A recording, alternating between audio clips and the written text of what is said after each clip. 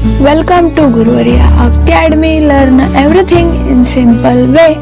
Let's start today's session. Guides. Hello friends, how are you? I hope you will be fine. तर friends, आज आपण 18व्या चॅप्टरचा म्हणजेच observing space telescopes या चॅप्टरचा exercise पाहणार आहोत. तर आता आपण आपल्या एक्सरसाइजला सुरुवात करूया. Question number first, fill in the blanks with the proper words. इथे आपल्याला रिकाम्या जागा योग्य ते शब्दांनी भरायच्या आहेत आणि ते सेंटेन्सेस कंप्लीट करायचे आहेत. फर्स्ट आहे, the wavelength of visible light is between dash dash and dash dash. आणि याचा आन्सर आहे, the wavelength of visible light is between 400 nanometre and 800 nanometre. Second आहे, GMRT is used for dash dash waves. आणि याचा answer आहे, GMRT is used for radio waves. Next, sentence C. A certain X-ray telescope is named after scientist dash dash dash dash. A certain X-ray telescope is named after the scientist Subramaniam Chandrasekhar. Next sentence आहे D. The first scientist to use a telescope for space observation was Galileo Galilei. स्पेसचं observation करण्यासाठी असा पहिला scientist की ज्याने telescope वापरला तो म्हणजे गॅलिलिओ गॅलिली होता. Next sentence, the biggest optical telescope in India is situated at Aryabhatta research institute of experimental sciences, Nainital. इथे आपला जो काही फिल इन द ब्लँक्सचा फर्स्ट क्वेश्चन होता तो संपतो. आता आपण दुसऱ्या प्रश्नाकडे वळूया. दुसरा प्रश्न आहे, फॉर्म पेअर्स म्हणजे जोड्या लावा. आणि इथे आपल्याला काही पेअर्स दिल्या गेले आहेत आणि त्या पेअर्स आपल्याला जोडवायचे आहेत. आणि याचा आन्सर आहे, first pair X-rays Chandra, second optical telescope Hubble telescope, third Indian radio GMRT and the last fourth launching artificial satellite is. Next question आहे, third, what are the difficulties in using ground-based optical telescope? How are they overcome? पहा, जे काही ground based optical म्हणजे दूरवरचे पाहण्याचे जे काही telescopes असतात तर त्यांच्यामध्ये आपण जर ग्राउंड बेसला असू तर काय प्रॉब्लेम असतात आणि त्या प्रॉब्लेम मधून आपल्याला कशा पद्धतीने बाहेर पडता येईल असं इथे विचारलं गेलं आहे. आणि याचे उत्तर आहे, the difficulties faced in using ground-based telescopes due to which it does not make good quality observations are. अशा डिफिकल्टीज ज्या की ग्राउंड बेसला असल्यानंतर तर टेलिस्कोप मधून आपल्याला पाहायला भेटतात त्या म्हणजे जे काही आपले ऑब्झर्वेशन असेल त्याची क्वालिटी चांगली नसते आणि त्याचे ऑब्झर्वेशन आहेत, intensity of light rays reaching the earth surface decreases as some of the light is absorbed by the atmosphere. जी काही लाईटची इंटेन्सिटी असते जे की पृथ्वीच्या सरफेस पर्यंत येईपर्यंत ती कमी होत जाते. त्याचप्रमाणे काही लाईट ही ऍटमॉस्फिअर मध्ये ऍब्झॉर्ब देखील होते. नेक्स्ट आहे, the change in atmospheric pressure and temperature cause the light rays to change their path slightly and thus shake the position of the image. काही वेळा काय होतं, जे काही ऍटमॉस्फिअर मधलं प्रेशर आहे आणि टेम्परेचर आहे यांचा परिणाम म्हणून जे काही पोझिशन आहे ती चेंज होत असते आणि थोडेसे त्यांची इमेज शेक झाल्यासारखी होते. Next, we can not use optical telescope during day time because of the presence of sunlight. आणि आपण दिवसाच्या वेळेला ऑप्टिकल टेलिस्कोप यूज करू शकत नाही कारण तेव्हा प्रखर असा सूर्यप्रकाश असतो. Next, even in night, city lights and cloudy weather can cause hindrance in observing the heavenly bodies. रात्री सुद्धा जे काही सिटी लाईट्स असतात किंवा ढगाळ वातावरण असतं त्यांचा अडथळा आपल्याला जे काही हेवनली बॉडीज आहेत म्हणजे आकाशात जे काही तरंगणारे ग्रह उपग्रह आहेत त्यांना हेवनली बॉडीज असं म्हटलं जातं, तर त्यांचं ऑब्झर्वेशन करताना आपल्याला अडथळा निर्माण होतो. नेक्स्ट आहे, to overcome the above problem, telescopes are now being erected in space itself. Some of the telescopes in space are तर या प्रॉब्लेम मधून बाहेर पड काही टेलिस्कोप आहेत जे की आपण व्यवस्थितपणे स्पेसचं ऑब्झर्वेशन करू याच्यासाठी ते आहेत. कोणते कोणते आहेत पाहूया. First, Hubble telescope. It is an optical telescope launched by the National Aeronautics and Space Administration in 1990. It is orbiting the Earth at the height of 589 km from it, and it has a mirror of diameter 94 inches. Second, Chandra. It is an X-ray telescope launched by the National Aeronautics and Space Administration in 1999. Special mirrors which can reflect X-rays are used in the telescope. इथे आपला हा जो काही तिसरा प्रश्न होता तो संपतो. आता आपण चौथ्या प्रश्नाकडे वळूया. चौथा प्रश्न आहे, which type of telescope can be made using a concave mirror, convex mirror, plane mirror and a lens? Draw diagrams of these telescope. पहा असे कोणते टेलिस्कोप आहेत ज्यांचा मध्ये आपण concave mirror, convex mirror, plane mirror आणि लेन्स यांचा वापर करतो. त्याचप्रमाणे टेलिस्कोपची डायग्राम इथे आपल्याला काढायची आहे आणि याचं उत्तर आहे, reflecting types of telescopes can be made using a concave mirror, convex mirror, plane mirror and a lens. Reflecting type of telescope is mainly of two types. पहा जे काही रिफ्लेक्टिंग टाइपचे टेलिस्कोप असतात त्यांच्यामध्ये कॉन्केव्ह मिरर, कॉन्व्हेक्स मिरर आणि plane mirror आणि त्याचप्रमाणे lens यांचा वापर केला जातो. रिफ्लेक्टिंग टाइपचे जे काही टेलिस्कोप आहेत त्यांचे दोन प्रकार आहेत. First, Newtonian. Light rays coming from a heavenly body distant object get reflected by the concave mirror before the reflected rays converge at the focus of the concave mirror. It is again reflected by the plane mirror as shown. As a result, the rays pass through the eyepiece and we get a magnified image of the body. तर हे जे काही description आपण पाहिलं या Newtonian टेलिस्कोपचं ते तुम्हाला तुमच्या स्क्रीनवरती एका डायग्रामच्या फॉर्म मध्ये दिले गेलं आहे. त्यातून तुम्हाला व्यवस्थितपणे समजून जाईल की हा न्यूटोनियन टेलिस्कोप कशा पद्धतीने त्याचं काम, त्याचं फंक्शन करत असतो. नेक्स्ट आहे कासेग्रेन टेलिस्कोप आणि याच्यामध्ये आपण पाहूया, in this telescope the light rays after reflection from the concave mirror are reflected back towards it by a small convex mirror. Then the rays pass through the eyepiece placed at the back of the concave mirror as shown. The eyepiece produces a magnified image of the source.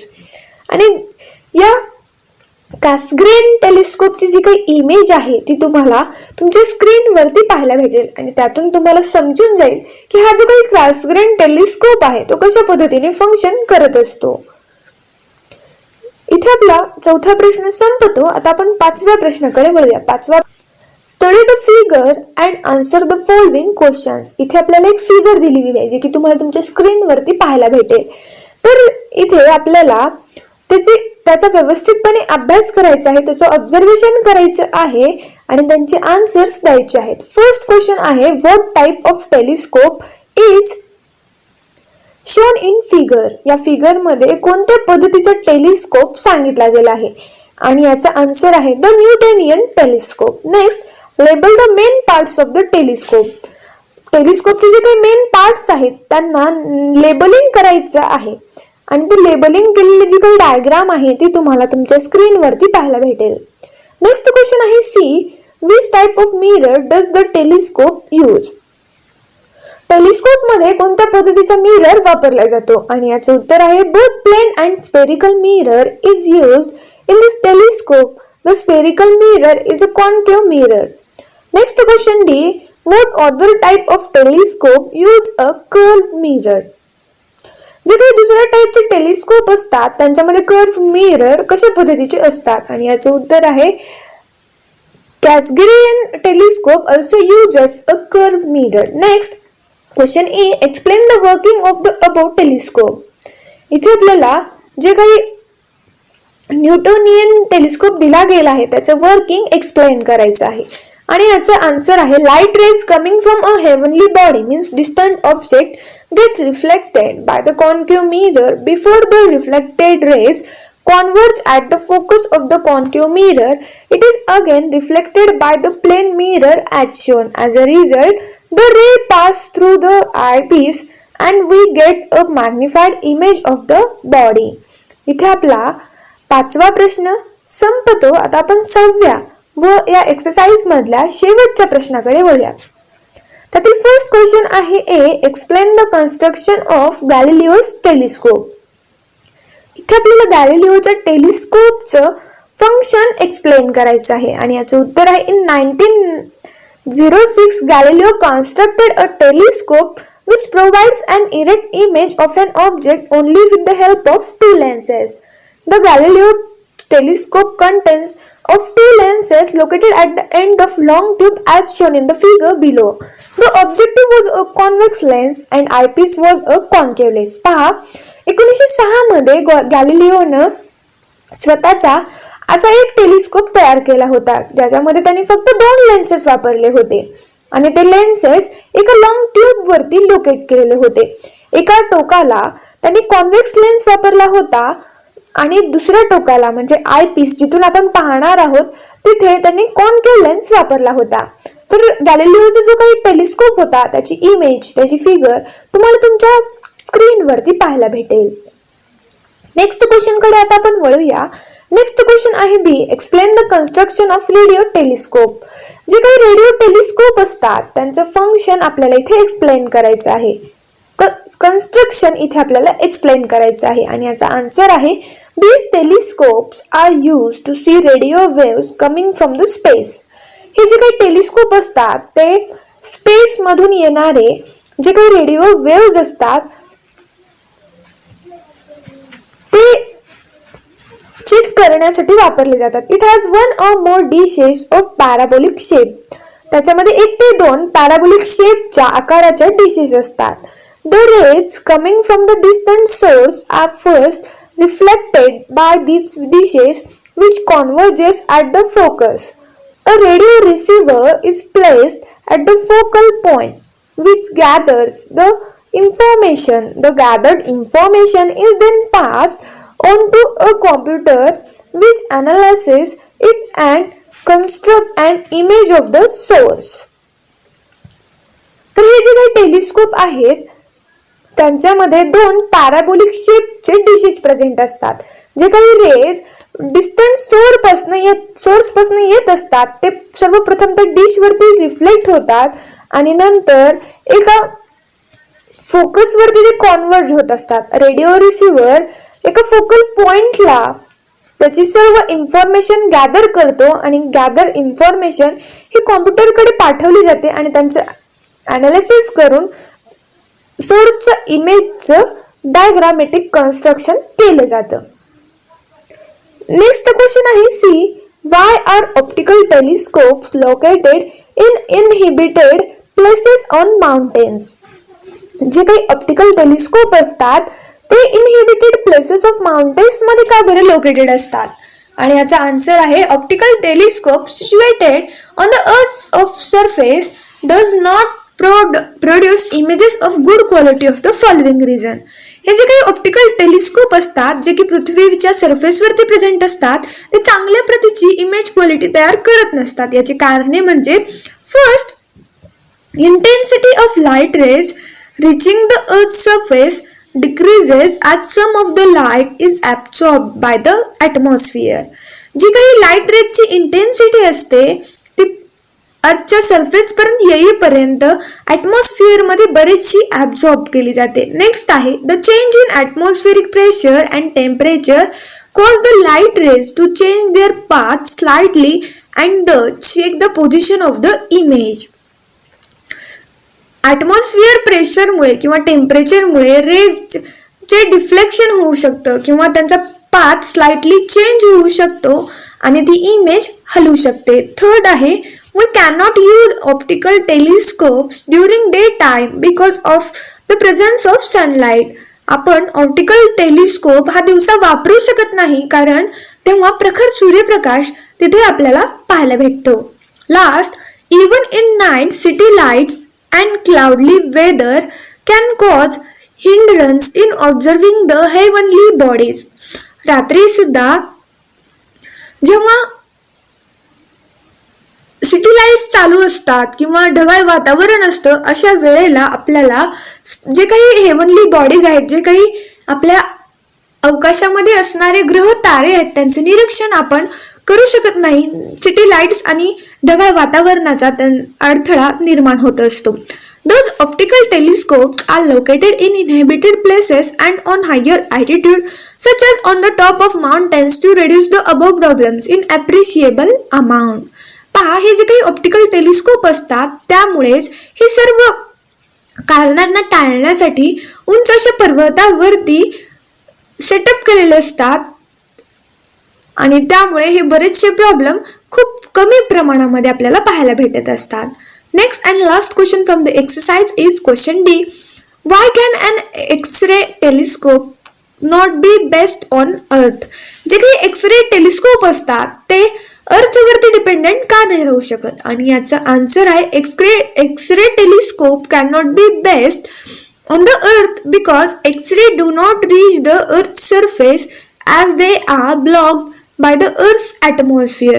जे काही x-ray telescope आहे ते earth surface वरती